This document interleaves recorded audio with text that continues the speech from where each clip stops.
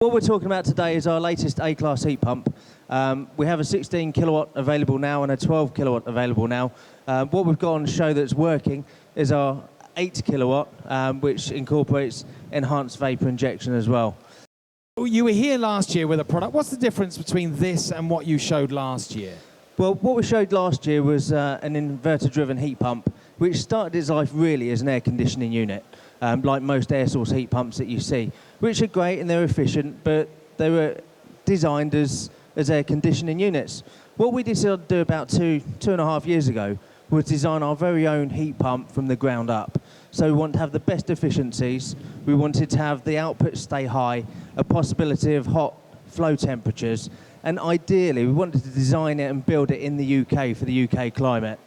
Right, now this is, I think I'm right in saying, the only one in existence, is that correct? Yeah, this is the only A-Class 8 kilowatt. I had to get it shipped over from R&D. We're actually going to be launching this one in late September, early October. So it will be on the market from then. It will be on the market. I've heard that heat pumps are 3 times more efficient than boilers. Is that true? Yeah, it can be. And in the summer, you can have a 600% efficiency. But then we're not always going to have 20 degrees ambient air temperatures. The key thing is, with air source heat pumps, when the temperature drops colder outside, the output normally drops off. And that's what we really wanted to design around. We wanted to make sure that the output stayed high when you needed the high output at the coldest times of the year to keep your houses warm. So if they're that efficient, why isn't everyone fitting them? They're quite expensive to install. Are they? Okay, what sort of price are you looking at, do you think? It varies really. I don't do sales, so I can't give you a price. I'm Okay. sure our business development managers can. Sure. They're here. But the main thing is it's seen as it's a new technology, but really it isn't. Heat pumps work exactly the same way as your fridge freezers inside your houses. So you're expecting a lifetime of around about 20 years plus.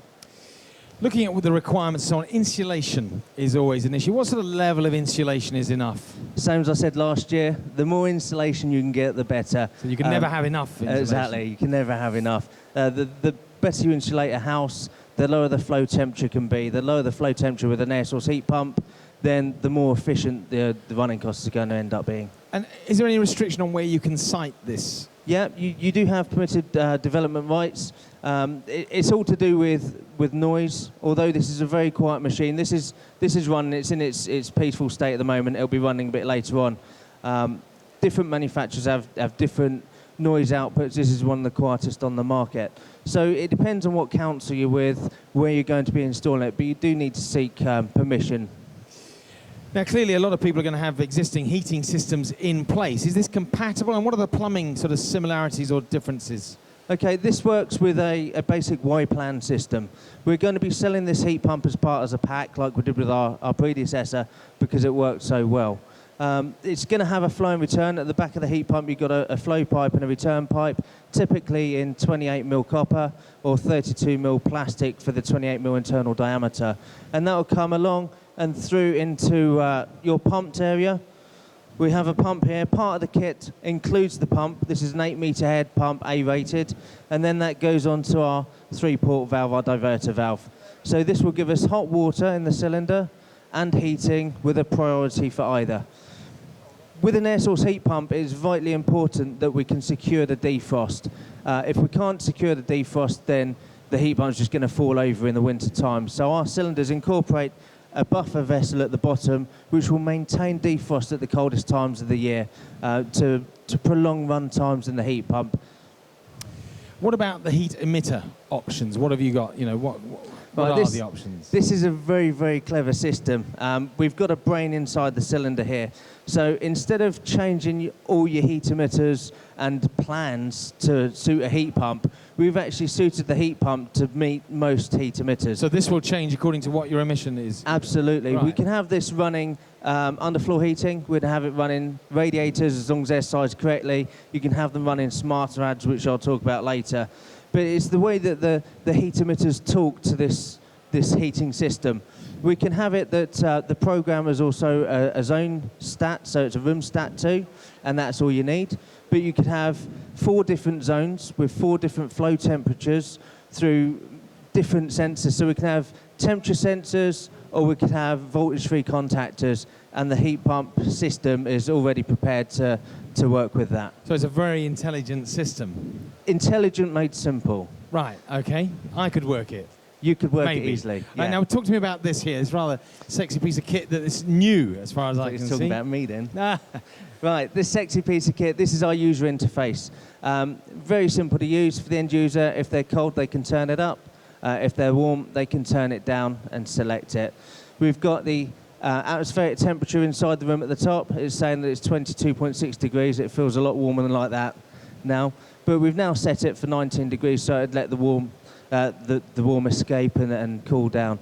If we wanted to change that again, we can just turn it up and select it. I've got it set to its maximum 26 degrees because obviously it's very warm in here. We want the heat pump to keep running. So this is going through a cycle at the moment. Because the heat emitters we have here are quite small, it also protects itself on delta T. So it's going to produce heat. There's a call for heat from the underfloor and from the room stat. We can see that it's looking for 26 degrees. It's actually 22. But because we have a buffer tank that's supplying heat to the heat emitters, it isn't needing the heat pump to be running at this moment in time. And we've got it set at the moment so it's running for about 20 minutes and it's off for 20 minutes, so it'll keep running throughout the course of this show. So that should come on in another 5 minutes or so. Okay, and I'm going to come on to John and the underfloor system in a little while. Just in terms of the installation, how easy is the installation of this system? The installation itself is very, very simple. It's actually one of the easiest heat pumps I've ever installed. I've been in plumbing and heating now for 28 years. The heat pump itself, we need a power cable to the heat pump, we need a power cable to the cylinder, and then it's just one Modbus cable, a communication cable, daisy chaining across. I've got a small graphic here, if you'd like to have a look. It shows how simple the system is electrically to install. So we have the heat pump, we have a 40 amp supply with MCB obviously supplying the heat pump, and we have a 16 amp supply controlling the cylinder, supplying to the cylinder there. And then the purple line is our Modbus cable going from the heat pump to the brain in the cylinder, and then across up into our user interface. Does it need commissioning originally? It does need commissioning, and what we wanted to do is make this very easy to install for installers. So as well as being a very simple to use control, it's also very intelligent. It would actually hold the installer's hand, not physically, but through the whole commissioning process. It will ask if items are connected, and when you select yes, it knows that they are.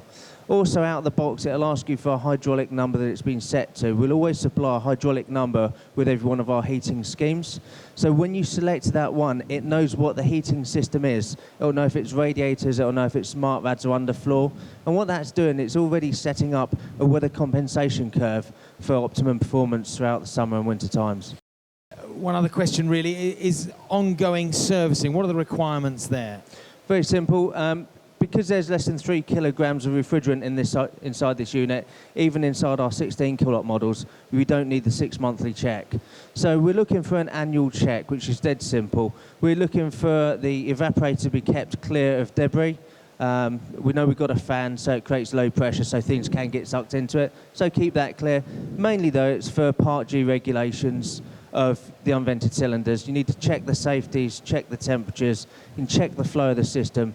The whole service maintenance schedule should take less than an hour once a year. Brilliant. Now, obviously, income opportunities, the RHI and so on. Just tell us a little bit about that. Yeah, that's not really my specialist RHI. I know we've got guys here, Plum Centre, doing their own but there are opportunities well. that exist anyway. Absolutely. Sorry, go on. We've designed this heat pump to coincide with the MIS standard. So we're looking for the best outputs at the coldest times of the year. So it looks in reverse to a heat output curve as to most heat pumps. But the way we've configured this is so when the temperature does drop outside, the heat pump outputs more. So the house is staying warm at the most efficient running. Brilliant. Dave, thank you. Underfloor heating is a low energy system whereby you're using a great deal of heat emitter so we can keep the energy down. Dave from Dimplex has supplied us with this very low energy just water. Move your microphone a little bit closer. Can you hear all right? Yeah, just speak up a little bit. That's it. Dave from Dimplex has supplied us with this hot water or warm water. Then it's Uponor's job to look after that and provide you with the comfort level. So we've got the pipes coming through into the manifold, and the manifold distributes the water throughout the floor in a pipework. So the pipework is clipped to an insulation, and at this point the insulation is critical to the output of the floor. The performance of the underfloor heating is generally down to the insulation. So over the top of the insulation, we've got this sort of like a slip membrane that's got little tiny bubble wrapping. Yeah, I think you can see the detail on the screen there, the sort of dimples, as it were. It's a little bit like bubble wrap, but it's no fun because you can't pop the bubbles. And that decreases the response time of the screed, so it heats up and cools down quicker. Because you've got such a lot of mass there, it's lethargic in its performance. So the underfloor heating pipes then heat the screed and then heats the room. So the maximum floor surface temperature we're looking at is 29 degrees. And that, if you put your hand on that, you can feel it. That is too warm for the British standards. The BSE and 1264 standards say that 29 degrees is the maximum floor surface temperature. Are there certain types of floor that are better for you in terms of fitting and so on? Yes, because concrete is traditionally almost zero resistance, we can then extract the maximum energy from what we're putting into the floor. So if we're looking at a concrete screed and then put a tile on top of it or a stone floor, you should get 100 watts a square metre out of it, no problem at all, at a 35 degree flow temperature based at -3 outside. So that's the basis of the design. If you start, you can put wooden carpet on, but you have to then maybe increase it to 37, 40 maybe, to overcome that resistance. If you put a carpet on, you've got an underlay that's got to be no more than 1 tog, and then a carpet, no more than 1.5 togs.